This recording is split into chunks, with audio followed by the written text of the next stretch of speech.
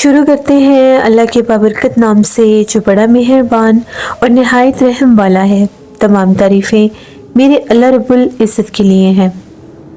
खौफनाक कहानियों के मुअज़्ज़ज़ नाज़रीन को मेरी तरफ से अस्सलाम वालेकुम। उम्मीद करती हूँ आप सब लोग खैरियत से होंगे, जहाँ होंगे खुश होंगे। आज आप लोगों के लिए मैं बहुत ड्रावनी कहानियाँ लाई हूँ जिन्हें आप लोग बहुत पसंद करेंगे। आज की पहली खौफनाक कहानी मरियम शेयर करी हैं। मरियम कहती हैं, आज आपके साथ अपनी ज़िंदगी में बीतने वाली एक खौफनाक कहानी शेयर करना चाहती हूँ। मैं बहावल नगर सिटी की रहने वाली हूँ। ये 2012 की बात है जब मेरा एडमिशन मेडिकल में हुआ। तो वहाँ पर मुझे हॉस्टल में रहना था क्योंकि हम लोगों का जो मेडिकल कॉलेज था वो दूसरे शहर में था। मैं उस शहर का नाम नहीं बताना चाहती। वहाँ पर जो हम लोगों का मेडिकल कॉलेज था उन्हीं का हॉस्टल भी था। हॉस्टल जो था वो कॉलेज प्रेमिसेस से थोड़ा दूर था वो भी कॉलेज का ही एक हिस्सा, लेकिन हॉस्टल कॉलेज प्रेमिसेस से दूर था। हॉस्टल बहुत बड़ा था। अभी हॉस्टल का कुछ हिस्सा ज़ेरे तामीर भी था और कुछ हिस्सा अभी बंद भी था।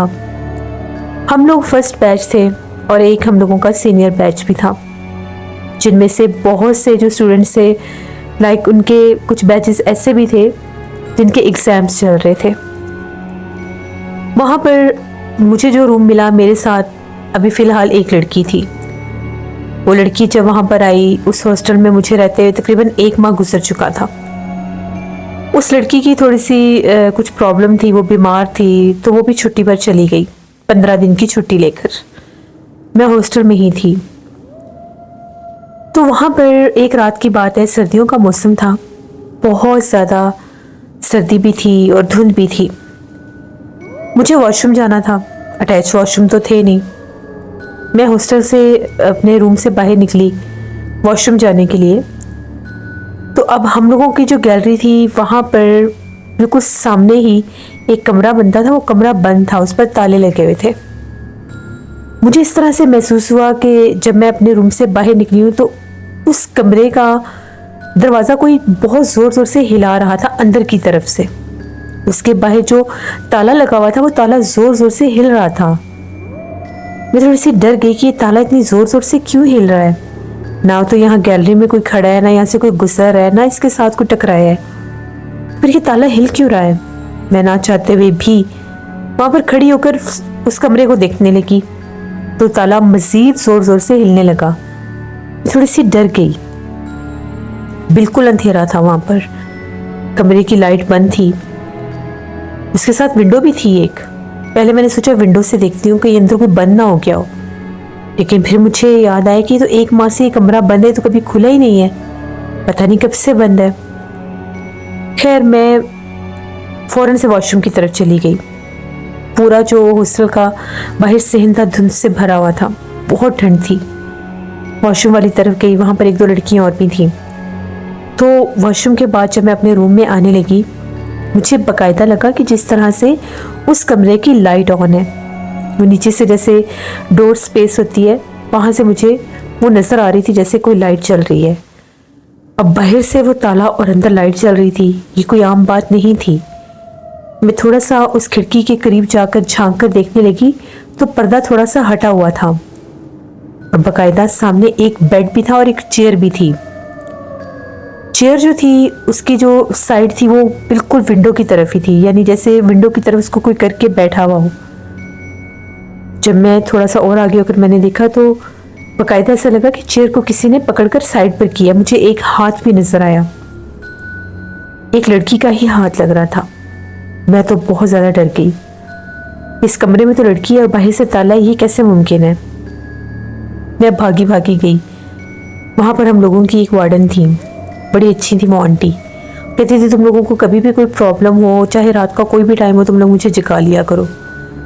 उनके कमरे पर गई, उनके कमरे को दस्तक दी, मैंने दरवाजे पर दस्तक दी। वो गहरी नींद में थी, सारा दिन जैसे वो बिजी रहती थी। 2-3 बार दरवाज़ा खटखटाया लेकिन उन्होंने दरवाज़ा ही नहीं खोला। अब सर्दी इस हद तक थी कि मेरे से खड़े नहीं हुआ जा रहा था। मैं अपने कमरे में जाने के लिए वापस आई तो उस कमरे की लाइट बंद थी और ऐसे लग रहा था जैसे पूरा पर्दा खिड़की से किसी ने हटा दिया। मैं अपने कमरे में आ गई कि सुबह मैं बात करूंगी कि इस कमरे में मुझे रात को कोई महसूस हुआ है। अब सर्दियों में इतना सन्नाटा और खामोशी थी कि हमें दूर से भी अगर कोई आवाज़ होती थी तो सुनाई देती थी। अक्सर हॉस्टल में डस्टबिन से खाना ढूंढते ढूंढते बिल्लियाँ आ जाती थी, तो बाहर से आवाज़ें आती रहती थी खटपट की, इसलिए इतना डर नहीं लगता था। मुझे एक माह गुजर गया था, मुझे कभी भी वहाँ पर डर नहीं लगा था। आज पहली रात मैं अकेली थी कमरे में। मैं सोने की कोशिश कर रही थी, बहुत ज़्यादा रात हो चुकी थी। तभी एकदम से मुझे लगा कि जिस तरह से कोई बाहर से आवाज़ें लगा रहा है, जैसे बाकायदा कोई पुकार है मदद के लिए, मेरी बात सुनो, इस तरह की मुझे आवाज़ें सुनाई दे रही थी। अब वो आवाज़ें किसी लड़की की थी और वो जैसे मदद के लिए बार बार पुकार रही थी। मैं फिर उठी, मैं अपने कमरे के दरवाजे तक आई। आवाज़ें बिल्कुल बहुत करीब से आ रही थी। मैं थोड़ी सी डर गई। अब मेरा हौसला नहीं पड़ रहा था कि मैं दरवाज़ा खोलूं। फिर आवाज़ आई कि मेरी मदद करो, मैं यहाँ पर बंद हो गई हूँ। जब मैंने ये लफ्ज़ सुने कि मैं यहाँ पर बंद हो गई हूँ, तो मैंने जल्दी से अपने कमरे का दरवाज़ा खोला। जैसे मैंने अपने कमरे का दरवाज़ा खोला तो वही सामने वाला कोने वाला जो कमरा था, ऐसे लग रहा था उस खिड़की के ऊपर कोई खड़ा हुआ है। उसका पूरा अक्स, पूरा चेहरा भी थोड़ा बहुत धुंधला सा मुझे नजर आया। एकदम से जैसे वो मुझे देखकर पीछे हट गई तो मैं डर गई कि मुझे अगर ये कोई मदद के लिए पुकारा था तो ये पीछे क्यों हटी है। मैंने जल्दी से अपने कमरे का दरवाज़ा बंद कर लिया और आकर अपने बिस्तर पर लेट गई, पर ब्लैंकेट ले लिया। मुझे बहुत डर लग रहा था कि ये हो क्या रहा है। जैसे मैं आकर लेटी वो फिर आवाज़ें आने लगी। अब वो पुकारने के साथ साथ उसने रोना शुरू कर दिया। उधर से उसके रोने की आवाज़ें आ रही थी, उधर से जैसे बाकायदा कोई 2-3 बिल्लियाँ हैं। पहले वो बिल्लियाँ लड़ती रही और वो बिल्लियाँ बाहर आकर जैसे बिल्कुल मेरे कमरे के पास बैठकर रोने लग गई। वो रात बहुत ज़्यादा भयानक थी, मुझे बहुत डर लगने लगा। मैंने बाकायदा एक पिलो अपने कानों के ऊपर रख लिया, मुझे इतना डर लग रहा था। आयतल कुर्सी पढ़ने लगी। मुझे कुरान पाक की जो भी सूरतें आती थी मैंने वो पढ़नी शुरू कर दी। पता नहीं उसी खौफ के आलम में रात के किस पहर मेरी आंख लगी, मैं सो गई। सुबह मेरी आंख खुली तो मैं जल्दी से नाश्ता वगैरह करके मैं वार्डन के पास की, मैंने उन्हें सारी बात बताई। वो कहने लगी कि वो रूम कब से तकरीबन 5 साल से वो कमरा बंद है, उस कमरे में कोई भी नहीं रहता। उस कमरे में कोई प्रॉब्लम है, कोई कंस्ट्रक्शन का इश्यू है, इसलिए वहाँ पर कोई नहीं रहता। मुझे उन्होंने ऐसा बात नहीं बताई। तुम्हें कोई गलतफहमी हुई है, उस कमरे में कोई भी नहीं है, तुम्हें कैसी आवाज़ें हैं, तुमने कोई ख्वाब देखा होगा, और इस बात का जिक्र किसी से भी मत करना क्योंकि इसमें कोई रियलिटी नहीं है, और ना ही दोबारा उस कमरे की तरफ जाना। उन्होंने मुझे थोड़ा सा गुस्से से मना कर दिया। मैं चुप हो गई और कॉलेज चली गई।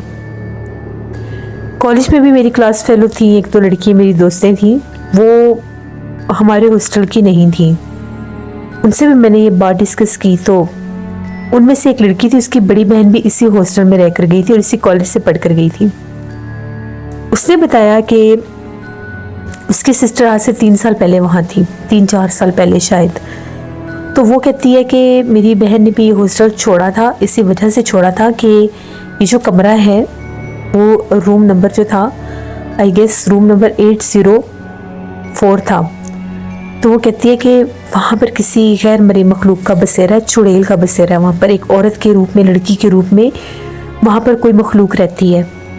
वहाँ पर पहले एक लड़की रहती थी, 2 लड़कियाँ थी, एक कज़न थी, यानी वो कज़नें थी आपस में।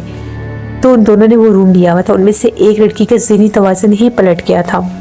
उसने उस मखलूक को बाकायदा देख लिया था रात में। तो वो अपने होश गंवा बैठी, वो पागलों वाली हरकतें करती थी, रोती थी, अपने बाल नोचती थी, थप्पड़ मारती थी, चीखें मारती थी। उसके घर वाले इसको ले गए। बाद में उसके कज़न ने बताया कि वो पागल हो चुकी थी। बहुत अरसा तो वो मेंटल असाइलम में, मेंटल हॉस्पिटल में भी रही थी। उसका इतना इलाज हुआ था लेकिन वो ठीक नहीं हुई थी। फिर जब वो लोग उसको लेकर किसी साहिब इल्म के पास गए तो उनका ये कहना था कि इसके ऊपर इसने चुड़ैल आफत को असल शक्ल में देख लिया है और ये अपने होश हवास खो बैठी है, क्योंकि उसने फ़ौरन से उसका दिमाग पर असर कर दिया था। बहुत इलाज करवाया लेकिन वो ठीक नहीं हुई। उसकी जो कज़न थी वो भी फिर वो हॉस्टल छोड़ गई। तो मेरी बहन वहाँ पर रहती थी इस हॉस्टल में। तो कहती थी हम लोग रात को सो नहीं सकते थे। वो जिस लड़की की हालत ख़राब हुई थी उस लड़की का नाम सोनिया था। सोनिया की शक्ल में भी वो 2-3 बार नजर आई थी उसी हॉस्टल में, जबकि सोनिया वहाँ से जा चुकी थी। और जब उस सोनिया पर फिट्स आते थे, जब वो उसको दौरा सा पड़ता था, तो वो यही बोलती थी, वो एक लड़की का नाम लेती थी कि मुझे वो नज़र आती है। वो अजीबोगरीब कभी कोई नाम ले देती थी, कभी उसे किसी हिंदी नाम से बुलाती थी, कभी उसे राधिका कहती थी, कभी उसे कोई पाकिस्तानी लड़की का नाम ले देती थी। तो वो अजीबोगरीब नाम लेती थी। वो अपने अपने हवासों में नहीं थी, तो किसी को समझ नहीं आता था कि उसका असल नाम क्या है। उसके बाद इस कमरे को बंद कर दिया गया। उसके बाद इस कमरे में कभी कोई नहीं आया। कहते ये हैं कि यहाँ पर जो मखलूक है, जो वो किसी लड़की को अकेले देखती है, जब भी कोई लड़की अकेली होती है तो वो उस पर असरअंदाज होती है, जबकि वो दोनों तो रहती ही उस कमरे में थी। वो जो एक लड़की थी जिस पर असर हुआ था, वो इन चीज़ों को मानती नहीं थी कि जिन्नात वगैरह होते हैं, या वो जिस तरह हिफाजत के लिए कोई काम नहीं करती थी। जब उसकी जो दूसरी कज़न थी वो अपने पास हिफाजत की सारी चीज़ें भी रखती थी। ये हमें उस वक्त लड़कियों ने बताया था, मेरी बहन को। तो तुम उस कमरे की तरफ मत जाना। उसने तो मुझे बहुत डरा दिया। आज जब मैं हॉस्टल वापस आई, मुझे बहुत डर लग रहा था। मैंने दिन भर अपना कमरा ही नहीं खोला, बस मैं कमरे में ही लेटी रही। फिर मैंने अपने कुछ स्टडीज़ की। तो मगरिब के बाद मेरे हॉस्टल में, मेरे कमरे में 1-2 लड़कियाँ आई। वो हमारे पास की ही थी, गैलरी की ही थी। कुछ स्टडीज़ हम लोगों ने कंबाइन करनी थी। स्टडीज़ करने के बाद उठ कर चली गई। मुझे वज़ू करने जाना था, मैंने नमाज़ पढ़नी थी। मैं बाथरूम की तरफ चली गई। जैसे मैं वज़ू करके वहाँ से आ रही थी, मैंने बाकायदा देखा सामने से एक लड़की चलती हुई आ रही थी। सफ़ेद कपड़े पहने हुए थे, बाल खुले हुए थे। वो लड़की आके उसी रूम के सामने 804 के सामने खड़ी हुई और वहीं से अंदर चली गई, उस कमरे के अंदर। मैंने अपनी आंखों से उस लड़की को अंदर जाते देखा। वो लम्हा इतना भयानक था कि मुझे समझ में नहीं आ रहा था कि मैं यहाँ पर किसको बुलाऊं, किसको बताऊं। किसी ने मानना नहीं था। जब वो लड़की उस कमरे में गई तो मैंने उसी वक्त एक भयानक सी आवाज़ भी सुनी थी, जैसे कोई कहका लगाकर हंसता है। मैं अपने कमरे में आई, मैंने इशा की नमाज़ पढ़ी। मैंने अल्लाह से दुआ मांगी कि अल्लाह मेरी हिफाजत कर, मुझे बहुत डर लग रहा है। मैं अपने घर से अपना जाए नमाज और कुरान पाक लेकर आई हुई थी। उस दिन के बाद मैंने कुरान पाक अपने पास, अपने जिस तरफ मेरा पिलो होता था उस तरफ रखकर सोना शुरू कर दिया। जब से मैं कुरान पाक अपने पास रख के सोती थी, मुझे बहुत सुकून की नींद आती थी। आवाज़ नहीं आती थी कोई भी, जैसे पहले बाहर से मुझे आवाज़ें सुनाई देती थी। इसी तरह से 6-7 दिन गुजर गए। जब से मैंने कुरान पाक रखना शुरू किया, बिल्कुल सुकून हो गया। मुझे लगा कि शायद वो मखलूक डर गई है, तो मुझे ये डर था कि कुरान पाक की बेअदबी ना हो। मैंने कुरान पाक उठाकर अपनी कबर्ड में रख दिया। वही मेरी गलती हुई। मैं सोई हुई थी, तो वो जो चीज़ थी, वो मखलूक जो थी, बाकायदा जैसे उसने बाहर आकर, कमरे के बाहर आकर जैसे उसने बाकायदा दस्तक दी। 2-2:30 बजे का रात टाइम था, मुझे अच्छी तरह से याद है। एकदम से मेरे कानों में जिस तरह से आवाज़ आई पायल की छन छन की, बहुत ज़ोर ज़ोर से छन छन हो रही थी, जैसे कोई पाँव में पायल पहनकर भाग रहा है। उस शोर से मेरी आंख खुल गई। अभी मेरी आंख खुली तो मैंने सिर्फ इन आवाज़ों को सुनना शुरू किया था, तभी मुझे बाकायदा महसूस हुआ कि मेरे कमरे के दरवाजे पर कोई हल्की हल्की दस्तक दे रहा है, और साथ को जैसे कुछ बोल भी रहा है। लड़की की आवाज़ थी, वो बोल क्या रही थी मुझे समझ में नहीं आया। मैं फ़ौरन उठी, मैंने कुरान पाक उठाया और अपने सीने से लगा लिया। जैसे मैंने कुरान पाक सीने से लगाया, वो छन छन की आवाज़ें दूर दूर दूर होती गई, बिलाखिर आना ही बंद हो गई। फिर मैं समझ गई कि ये चीज़ जो भी है, मैं अकेली हूँ तो मुझे बहुत तंग करेगी। फिर मेरे रूममेट आने तक मैं कुरान पाक अपने पास रखती थी। जब वो आ गई, मैंने तब भी अपने पास ही रखा। मैंने उसे सारी बात बताई कि तुम तो पहले ही थोड़ी सी बीमार रहती हो, तो अपना ख्याल रखना। उस लड़की के ऊपर भी जिन्नात का असर था। जब वो मेरे साथ इस रूम में आई थी, उसने तब बताया था कि मेरी तबीयत अक्सर ख़राब हो जाती है, तो तुम डरना ना। मुझे कभी कभार ऐसे लगता है जैसे मेरे साथ कोई चीज़ है, वो ऐसी बातें करती थी। जब मैंने उसे ये बात बताई तो उसने कहा मुझे पता है यहाँ पर एक मखलूक का बसेरा है। जब मेरी तबीयत ख़राब हुई है तो जो मेरे ऊपर जिन्नात का असर होता है अक्सर, मुझे उसी वक्त पता चल गया था कि यहाँ पर कोई और भी चीज़ है और मैं कल यहाँ से जा रही हूँ। मैं सिर्फ एक दिन के लिए आई हूँ क्योंकि मैंने यहाँ से अपना सारा सामान वगैरह इकट्ठा करना है। मैं यहाँ पर नहीं रह सकती। मेरी मानो तो तुम भी ये जगह छोड़ दो, क्योंकि कोई भी नई लड़की आने तक तुम्हें बहुत प्रॉब्लम हो सकती है। क्योंकि मेरा 15 दिन से इलाज हो रहा है और मैं जिस आमिल के पास गई हूँ उन्होंने भी यही कहा है कि उस कमरे में अब मत जाना। उस मखलूक का बसेरा उस कमरे में, वो चुड़ैल वाला कमरा मशहूर है। ये लोग बताते किसी को नहीं है, लेकिन उसका गुजर बसर इस पूरे हॉस्टल में है। वो एक गैर मरी मखलूक, एक चुड़ैल आफत है जो इस पूरे हॉस्टल में भटकती है। बस ये सुनने की देर थी, मैंने उसे अपने सारे हालात बताए। अब मुझे उससे भी डर लग रहा था जब उसने बताया कि मेरे ऊपर भी जिन्नात का असर है। वो कहती है वो तो उसके ऊपर तो इस हद तक जिन्नात थे कि वो कहती थी जब उसने इलाज नहीं करवाया था, जिन्नात उसके पास आकर कहती भयानक शक्लों में बच्चे औरतें आकर बैठ जाते थे। फिर जब उसने वो हिफाजत के तावीज़ात इतने पहने हुए थे, मुझे दिखाए भी थे, तब से वो कहती थी मुझे अब वो नज़र नहीं आते, लेकिन इस कमरे की मखलूक का मुझे पहले दिन ही पता लग गया था। मैंने उसको बाकायदा देखा भी है। उसके बाद वो तो चली गई। अगले दिन मैंने अपने घर कॉल की, घर वालों से बात की, अपने पेरेंट्स को सारी बात बताई। फिर मेरे वालिदैन जब आए उन्होंने कहा कि हमें ये कमरा नहीं चाहिए, या तो आप कमरा चेंज कर दें, हम हॉस्टल छोड़ देंगे। फिर मुझे सेकंड फ्लोर पर एक कमरा मिला, वहाँ पर 2 लड़कियाँ और थी, वो 3 बेड्स वाला था। वहाँ पर फिर मैंने उस हॉस्टल में बामुश्किल 2 साल ही गुजारे थे, क्योंकि नहीं रहा जाता था। रात को बहुत डरावनी आवाज़ें आती थी। 1-2 लड़कियों पर और भी असरात हुए थे, उनको भी दौरे पड़ने लग गए थे। वो भी उन कमरों की ही लाइन में थी जिसमें वो वाला कमरा था। तो इतना वो हॉस्टल भयानक था, हम लोगों का पुरस्कार सा हो गया था उस एक कमरे की वजह से। लेकिन वो लोग जहाँ पर जिन लोगों ने वो हॉस्टल बनाया, उनको ये चाहिए, एडमिनिस्ट्रेशन को ये चाहिए कि वहाँ पर किसी आमिल को लाएं, या तो इस चीज़ की रोकथाम करें या फिर वो हॉस्टल ही बंद हो जाना चाहिए, क्योंकि वहाँ पर बहुत सी लड़कियों के साथ मामलात होते हैं। कुछ लोग इन चीज़ों को मानते नहीं हैं और ये बीमारियाँ समझ लेते हैं, लेकिन जिन्नात के असरात भी होते हैं कुछ। तो ये मेरी एक कहानी थी। बहुत शुक्रिया मरियम आपका, जिससे ये बात बिल्कुल ठीक है।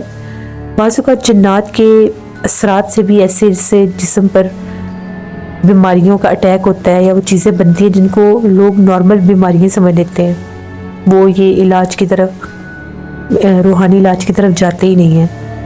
तो जब भी किसी जगह पर आप लोगों को ये महसूस हो कि जिन्नात का बसेरा, तो वहाँ से कोशिश करें कि इस जगह को छोड़ दें, क्योंकि ज़िंदगी से बढ़कर कुछ भी नहीं होता।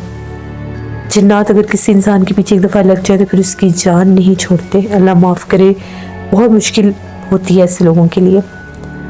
अपना फीडबैक मुझे ज़रूर दें, आप लोगों को आज की खौफनाक कहानी कैसी लगी। और ऐसी ही मज़ेदार कहानियाँ सुनने के लिए जो लोग मेरे चैनल को विज़िट करें, मेरे चैनल को सब्सक्राइब करें और अच्छा सा कमेंट भी करें। आप लोग भी अपनी खौफनाक कहानियाँ शेयर कर सकते हैं डिस्क्रिप्शन बॉक्स में दिए गए ईमेल ID nusheer57@gmail.com पर। इसके अलावा आप लोग मुझे कमेंट बॉक्स में भी स्टोरी शेयर कर सकते हैं। आज नाना जी की कहानियों में बहुत डरावनी कहानी आएगी, इसको विज़िट करिएगा और सब्सक्राइब करिएगा। पुरस्कार वाक़यात में मैं परसों इंशाल्लाह पोस्ट करूँगी वाक़यात, उनको भी विज़िट करिएगा। एक दिन नाना जी की कहानियों में स्टोरी आया करेगी और एक दिन पुरस्कार वाक़यात में। स्केरी उर्दू टेल्स में सिस्टर का चैनल है, उनको भी सब्सक्राइब करें एंड सपोर्ट करें। हॉरर स्टोरीज विद हारून मेरे भाई का चैनल है, उनको भी जाकर सब्सक्राइब करें एंड सपोर्ट करें। जिस तरह से अब वेदर चेंज हो रहा है और हमारे पूरे पाकिस्तान में बहुत ज़्यादा स्मोक है, तो प्लीज़ आप लोग बहुत एहतियात से बाहर निकला करें, ड्राइव किया करें। रात में ख़ास तौर पर केयर किया करें कि आप लोग सफ़र ना करें, अपनी हिफाजत करें, क्योंकि हिफाजत बहुत ज़रूरी है। इंशाल्लाह कल फिर मुलाकात होगी किसी नई खौफनाक कहानी में। जहाँ रहें खुश रहें। Thank you for listening my stories. Stay tune. अल्लाह हाफिज़।